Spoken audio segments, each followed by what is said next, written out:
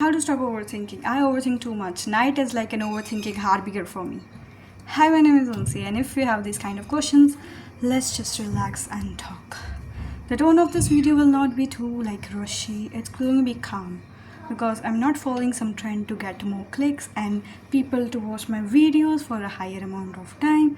I'm actually trying to help. And when I want to try to help, I'm gonna talk very slow because that's the only way of talking where people can understand what you're actually about to say. Not just for views, but for actual impact. Hi, my name is Umsi, and why I'm qualified for teaching you how to stop overthinking? I have been a very traumatic person, okay? Like the traumas in my life, they are never ending and they're still continuing. Like I can't even name it because they say when you name it, you get a lot of it. So I'm not gonna name this, but still I'm going through something. I have went a lot down, like a lot of shit in my life, but still I'm here. So I think I'm a good fit to teach you. And also, I'm a personal coach for around 2.5 years. So, yeah. And let's talk about how to stop overthinking. The first thing is when you're overthinking about something, it means that you want to think about that something. Okay, so let me take an example. If you're overthinking about an exam, like, am I be able to do this with ace and dignity, or I'm gonna fail on my exam? This video is for you. So, what do you do when you're overthinking about an exam? You just need to ask yourself, are you preparing enough? If you are preparing enough, then why are you overthinking?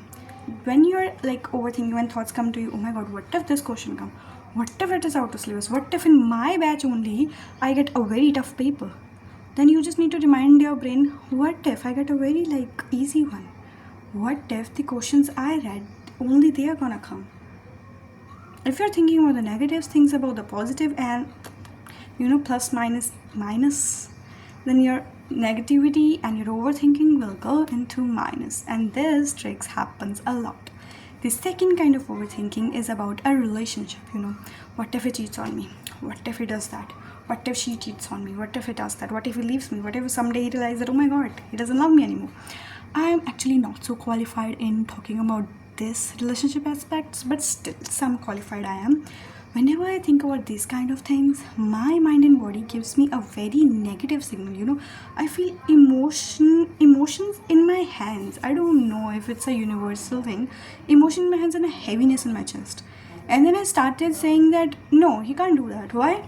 Because he does this for me. Like I list the positive things. And you know what? Even if he does do that sometime in future life, I'm still thinking I chose him. Okay, so what if he does that? Why I'm ruining my present thinking about the future outcome which may or may not happen? Overthinking is nothing but mere thinking in overness. Okay, that's why it's called overthinking. Oh my god, such a good theory. But I'm telling you, even if you're thinking in negative, just stop it. If you're thinking negative about something, just overlap it with the positive one, and boom, you're out of the cycle. And also, if it happens a lot at night, what helps me is preparing a good and peaceful nighttime routine. Like for me, I used to go bed at 1 or 2. Now I go bed at 3, 4, 5. I know it's a bad timing, but I love that timing. Why? Because I'm editing my videos, I'm rehearsing for stuff I need to do in my personal life, I'm building up my brands and my agency. So yeah, I love being in that time. So what I need to do is I used to shut off my mobile, shut off my laptop, my tablet, and then put it aside and then sleep. And it would give me nightmares. And then I realized that you need to be off screen for some time in order to sleep peacefully. Then I induced this in my life. I started watching nothing for about half an hour before my sleep. I would put the tablet around, I would go in my washroom and wash my face बहुत आराम से, very softly, like very very very softly. Okay, then I would just completely come and then read a book. If I have a book, if I do not have a book, I would do my nails. If I can't even do that, I would put scrub. I know scrubbing is used to first, but it's my routine. I can do whatever I want. I'm just telling you to include a peaceful routine. And the end of that, I would meditate and I would journalize. And then I would keep my room some cold temperature. I would turn on the AC or the cooler or whatever I feel like. And then I would take a blanket and sleep. And oh my god, the kind of sleep I get, it's awesome. I'm just sharing what helps with me.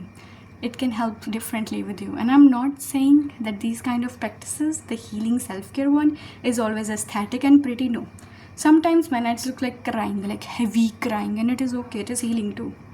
And hi, my name is MC. I'm the friend you never had.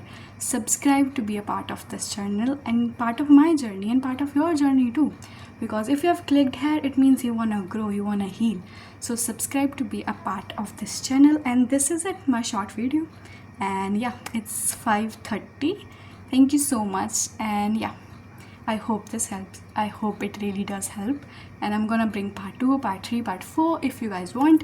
Thank you so much for watching this video. And we are 70 subscribers already. I'm so happy. And thank you so much for 70 of you who like actually subscribe to my channel. Yeah, thank you so much. Bye bye.